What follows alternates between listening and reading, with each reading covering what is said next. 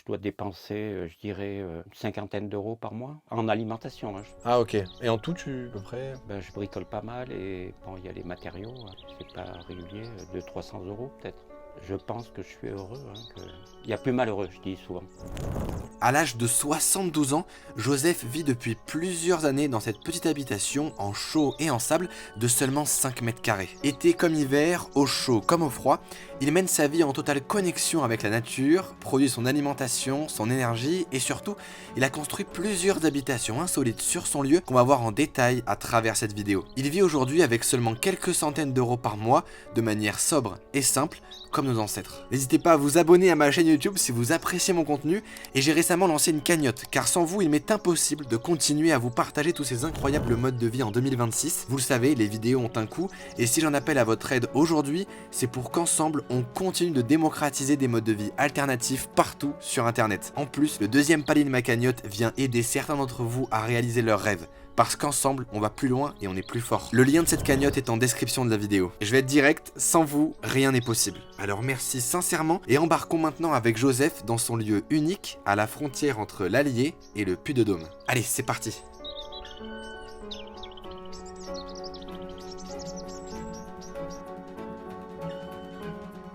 Comment ça va, Joseph? Bah, ça va, un petit peu ému par ta présence, parce que j'ai pas trop l'habitude de recevoir des journalistes comme toi. Bah écoute, ça me fait plaisir. Je suis très heureux aujourd'hui de visiter ton lieu. On est dans le Puy-de-Dôme, presque dans l'Allier. Je te laisse commencer. Alors, je te laisse déjà peut-être te présenter un peu plus ou expliquer qui tu es, ce que tu fais. Moi, je suis Joseph, j'ai toujours été près de la nature et je pense avoir trouvé mon lieu où je vais finir mes jours ici. Génial. On commence la balade? C'est parti. On est sous un tunnel. Là, c'est pour mettre ma mini-pelle qui est là, et le tracteur à l'abri l'hiver. Mais c'est toujours, il y a toujours du bazar. Là, j'ai une roulotte en construction. Ouais, t'es en train de construire une roulotte. Alors pourquoi est-ce que tu l'as construit cette roulotte? Parce que j'ai mon fils qui m'a dit on viendra plus souvent, mais il nous faut un abri, quoi. Et là, un traîneau que j'ai récupéré il n'y a pas longtemps là, pour faire le Père Noël. Pour les enfants du village. Voilà. Alors, t'as quelques ruches pour le miel. Alors, j'ai une ruche-tronc que j'ai mis un essaim au printemps, là, mais ça n'a pas l'air de... Ah si, quand même, j'ai vu des passages, ouais, 2 ou 3, mais ça se bouscule pas trop au portillon. Et là, c'est des essaims que j'ai récupérés cette année, là. Et donc du coup, tu produis du miel. Hein, Ouais, ouais. T'arrives à être autonome en miel? Ah oui, ouais, ouais. Tu m'as dit que tu produis une centaine de kilos, hein, c'est ça? Ouais, ouais. Et du coup, tu ne vends pas le miel, mais tu fais du troc. Ouais, je fais du troc, ouais. Je fais plus de commerce. Je veux pas avoir d'ennui avec le fisc. Ouais. Tu le troques contre quoi concrètement? Des œufs, ce qui se présente. J'ai un copain brocanteur et il me file de la ferraille et on échange avec du miel. Après les ruches, on va voir le labo pour extraire le miel. Labo aux normes européennes. Il a de l'humour, le Joseph. Alors, c'est ici que tu extrais ton miel. Alors, explique-nous un petit peu comment ça se passe. Alors là, j'ai le maturateur. Alors je fais ça ici pour être protégé des abeilles pour pas qu'elles rentrent, quoi. Alors je te dis pas, on a fait ça quand il faisait bien chaud, là. Waouh, on crevait, là. Donc en gros, là tu mets tes cadres, c'est ça? Ouais, je mets mes cadres et je désopercule là. Tu sais ce que c'est les opercules? C'est les bouchons de cire qui sont pour boucher les alvéoles, une fois qu'elles ont rempli les alvéoles. Et c'est le fait de désoperculer qui va faire couler le miel, c'est ça? Voilà, ouais, tout à fait. Tu le dis mieux que moi. Et là, c'est toutes les opercules. Ah ouais, et ça, t'en fais rien? Si, je t'ai pas dit tout à l'heure, mais je fais de l'hydromel avec ça. Tu vois, je le fais fondre dans l'eau. Je te ferai goûter tout à l'heure. Avec plaisir. Et après, je mets mes cadres, une fois désoperculés, je les mets là. Et c'est la force centrifuge qui projette le miel sur les parois. Et tout ça avec les panneaux solaires. Joseph est 100% autonome en électricité grâce à une installation solaire bien pensée, mais surtout à une sobriété énergétique au quotidien. À part pour bricoler et cuisiner, il n'utilise que très peu d'énergie dans son mode de vie, en petite maisonnette dans la nature. Alors on peut peut-être voir ta petite cabane, ta première petite cabane. Alors la spécificité du lieu, c'est que tu as tout construit en rond. Ça c'est assez ouf. Tu as fait une petite cabane de schtroumpf un peu partout. Wow. Donc là, tu ranges un petit peu le bazar qui sert au lieu, quoi. Et comment tu l'as construit alors cette première petite cabane? À l'origine, c'était une cabane pour mes chèvres, ouais. Mais j'étais pas là, quoi. Et comment tu l'as construit? Avec quel bois? Comment ça s'est passé? Bah, je m'en rappelle plus. Je pense que c'est du bois de palette. J'ai ce pilier là pour m'aider à partir. Et après... Donc ça, tu l'as construit il y a plusieurs années, ça tient toujours debout? Ah oui, je suis même étonné des fois. Je fais pas du durable, moi, je fais du biodégradable, mais ça se dégrade tout doucement. Ok. Génial. Alors là, tu as plusieurs panneaux solaires. J'ai plusieurs panneaux solaires que j'ai trouvés d'occasion. Je pense que j'ai 2000, je me rappelle plus trop, 2000 watts. Ouais. Tu arrives à être autonome énergétiquement? Ouais. On ira voir tout à l'heure la machine à laver. Je fais ma lessive, mais il faut qu'il y ait un beau soleil là comme ça, quoi. Tu stockes quand même dans des batteries? Tu as ton électricité? J'ai l'électricité, mais c'est des petites batteries. C'est pas fait pour stocker, quoi. Mais ça te suffit au quotidien? Ouais. Ouais, ça me transforme. J'ai un ondulateur qui me transforme en 220, quoi. J'ai du 220, quoi. Je peux faire marcher mes outils, le poste à souder même. Donc là, tu as construit un atelier et en dessous, tu as une cave enterrée. C'était ma première carter, en fait. Je me suis fait la main avec la cave, là. Alors, qu'est-ce que tu fais comme bricolage? Qu'est-ce que tu travailles? Ça ira plus vite si je te dis ce que je fais pas, quoi. Ouais. Ah bah vas-y, je t'écoute. Depuis peu, je fais de la soudure. Le travail du bois aussi, tu vois. Regarde, je fais de la sculpture. Je suis bien outillé dans le bois. Comment tu l'as construit cette petite habitation, enfin cet petit atelier, on va dire, en rond comme ça? Eh ben, j'ai un petit peu d'expérience dans le rond, dans ces formes-là, ouais. Là, je fais que c'est comme une hutte de sudation, je sais pas si tu connais. Ouais. C'est quel bois ici?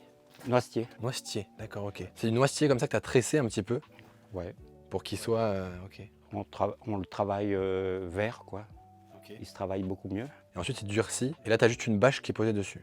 Voilà, ouais. Là, ce prix de revient, bon, il y a ça, il y a ça qui, il y a de la chaux là. Il n'y a pas de ciment là. Mais prix de revient des arceaux, de la bâche, c'est rien, quoi. C'est une centaine d'euros, quoi. Tu as tout autoconstruit sur ton lieu et en matériaux écologiques en plus. Ouais, j'essaye, ouais. Ça force le respect, hein. C'est bon pour mon ego. On va voir en dessous. Tu as construit une cave sous terre. Et concrètement, tu stockes quoi dans cette cave? Les légumes et mon hydromel. Je fais l'étoile d'araignée d'abord. Je passe premier. Voilà, tu vois la forme. Tu vas peut-être me poser la question comment j'ai fait.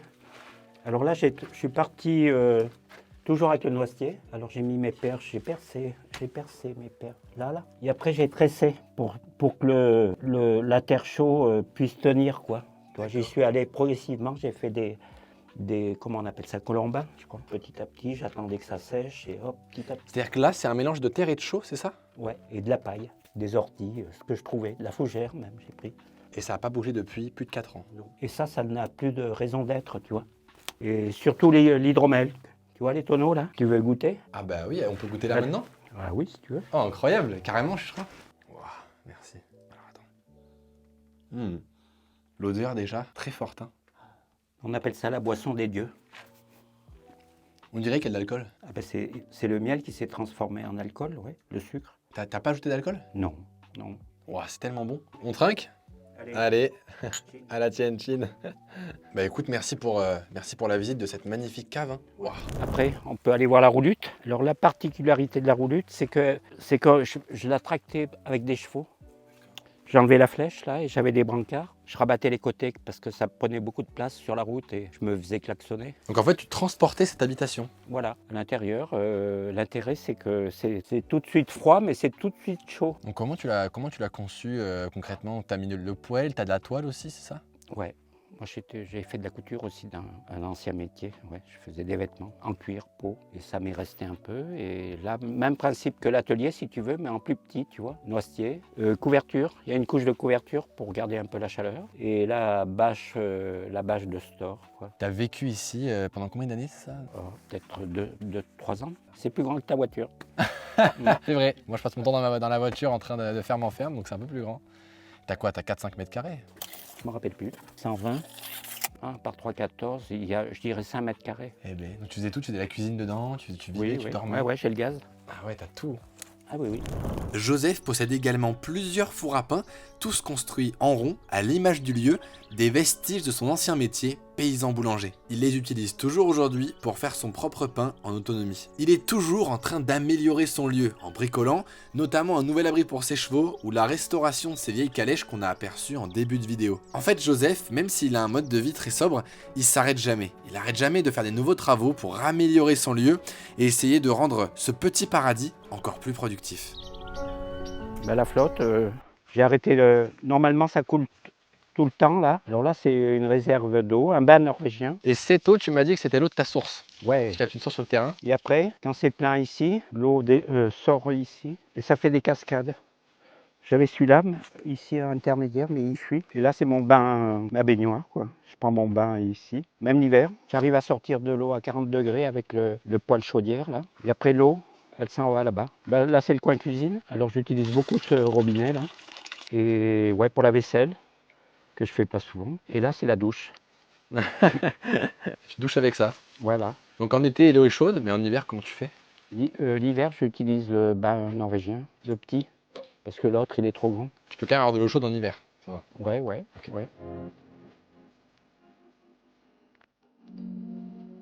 Oui, parce que du coup, tu as planté beaucoup d'arbres fruitiers. Ouais, la première chose que j'ai fait, avec Philippe Boudias, il m'a amené plein de fruitiers. Tu as planté quoi sur ton lieu comme fruitier? Ça, c'est de la pomme Canada, des pêches de vigne, là. Tu as planté combien d'arbres en tout sur ton lieu?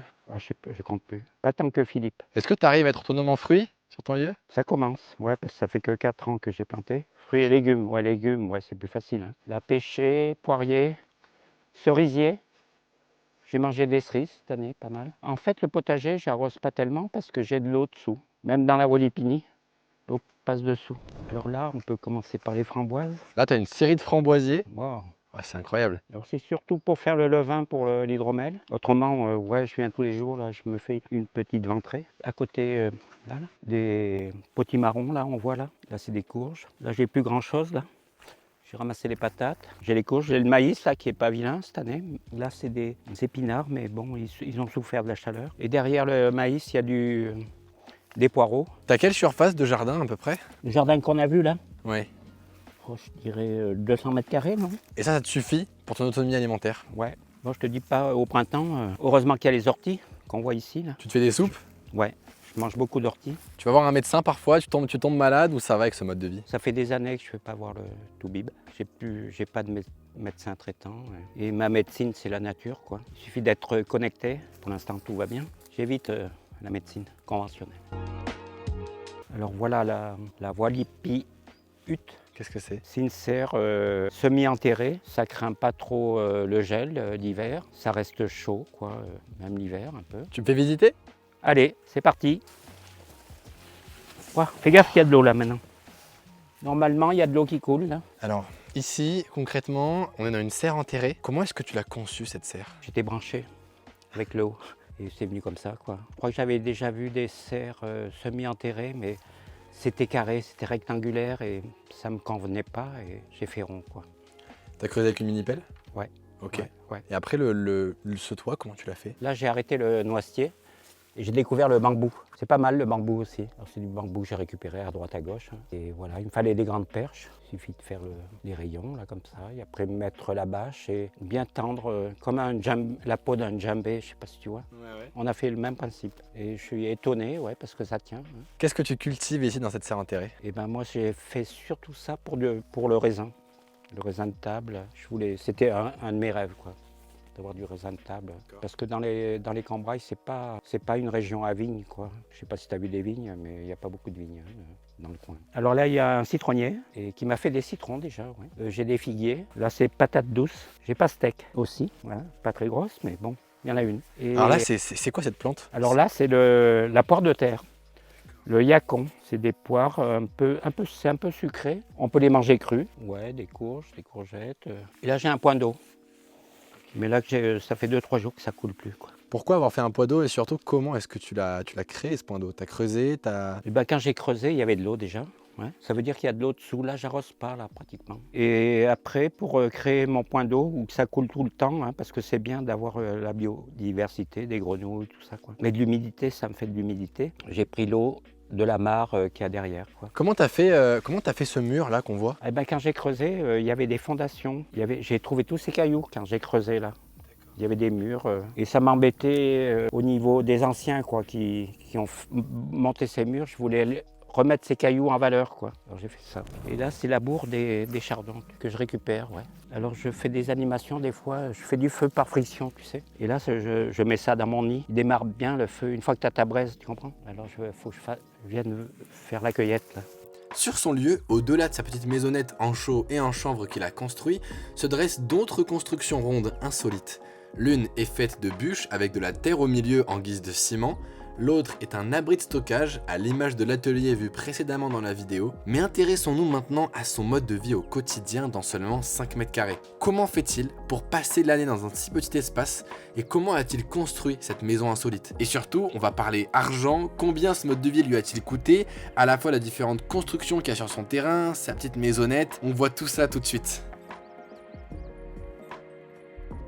Donc tu vis dans une maison en chaux-chambre, une Carter, c'est assez incroyable. Tu nous la présentes? Alors on est ici dans ta maison, c'est ici que tu vis. Bon déjà explique-nous de quoi se compose, alors comment tu as construit déjà la Carter? Et ben un peu le même principe, ce que je sais faire, hein, de tout ce qu'on a vu, quoi. L'atelier, la roulute, toujours ces formes-là. J'ai fait beaucoup de huttes de sudation et ça m'a beaucoup, je pense que ça vient de là, que ça m'a inspiré, quoi. Alors j'ai fait mon armature en noisetier, on voit encore le... Tu vois? Ouais, les reliefs. Ouais. Pour le bas, j'avais pas besoin de tresser comme à la cave. Je sais pas si tu l'as montré. Sur le haut, j'étais obligé de tresser un petit peu. Pas beaucoup, mais au départ, tu mets des piliers là. 3 piliers, pour pas que ça, parce qu'il y a du poids hein, quand même, pour pas que ça s'avachisse. Et après, j'ai voulu faire un plancher en soleil un peu. Rayon de soleil. Alors j'ai utilisé la terre d'ici. Hein, quand j'ai fait ma mare, il y avait pas mal de terre argileuse, du sable granitique. Au départ, j'avais mis des orties. Parce que j'avais pas de paille. Pour lier tout ça, tu comprends? Ouais, bien sûr. Mélanger la terre, la paille et la chaux. Hein. Il y a de la chaux là. C'est le plus gros budget. Là. Après, au bout d'1 an ou deux, j'avais des champignons qui poussaient parce que j'avais des infiltrations. C'est de là que j'ai fait un toit avec une bâche. Quoi. Tu vois le taux d'humidité, tu vois, j'ai j'ai le même chez moi, excellent. Ah ouais? Ouais. Il n'est pas très élevé, mais des fois ça descend hein, quand il pleut beaucoup, souvent. Mais bon, il suffit de faire une flambée. C'est comment le mode de vie dans un petit espace comme ça comment ça se passe? C'est le silence. Faut pas craindre le silence. Beaucoup de méditation, un petit espace comme ça, c'est bien parce qu'il n'y a pas trop de ménage. Des fois, j'ai pas envie d'aller dans la grande cave, alors j'ai cette petite cave là. Incroyable, t'as une cave en dessous de ton habitation en fait. Et là tu conserves quoi? Je mets mes courges, on en aura pas mal cette année, le fromage, un petit bout de fromage que j'achète, des légumes, hein, beaucoup de légumes, les fruits aussi, le beurre. Génial. Au niveau autonomie aujourd'hui, est-ce que tu dépenses beaucoup par mois pour acheter ce dont tu as besoin? Où t'en es? Je suis pas autonome 100%. Hein. Il y a l'huile d'olive, le beurre, le fromage. Bon, je dois dépenser, je dirais, une cinquantaine d'euros par mois en alimentation. Hein. Ah ok. Et en tout, à peu près? Ben, je bricole pas mal et bon, il y a les matériaux, hein, c'est pas régulier, 200-300 euros peut-être. Donc tu as un mode de vie beaucoup plus simple, beaucoup plus sobre, à la fois énergétiquement, tu produis beaucoup en fait ce que tu consommes. Et ça te permet de vivre avec très peu quoi. Voilà, je pense que je suis heureux, hein, il y a plus malheureux, je dis souvent. Tu manges un peu de viande? Ça m'arrive, ouais. Et là, j'ai pas d'œufs, elles pondent pas mes poules, alors ça m'arrive d'acheter un petit bout de viande, mais rarement. Hein.